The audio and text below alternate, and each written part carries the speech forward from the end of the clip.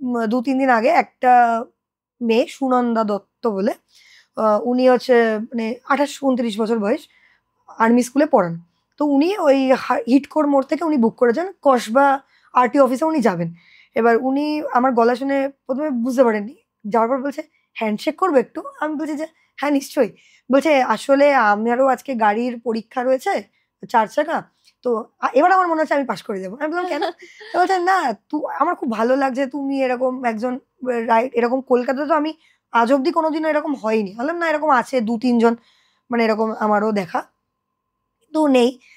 তখন আবার আমাকে কেউ চকোলেট দেয়, কেউ আবার এরকম আরেকজন ছিলেন, তো তিনি হচ্ছে সল্টলেক থেকে একজন আঙ্কেল।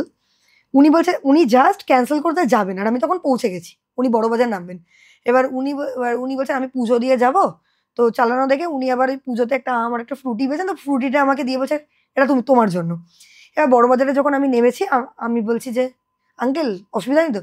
বলছে, "আমি এই ১ম মানে এত ভালো কোনো রাইডারকে দেখলাম যে এত ভালো করে রাইড চালালো। মানে হাত খুব পাকা।" আমার মনের মানে যে ভ্রান্ত ধারণা সেটা আমার কেটে গেল। তো বাহ! মানে আমার অনেক ভালোবাসাও পেয়েছো। প্রচুর। যেমন অনেক খারাপ অভিজ্ঞতা হুম, হয়েছে, ভালো অভিজ্ঞতাও হ্যাঁ, অনেক। প্রচুর।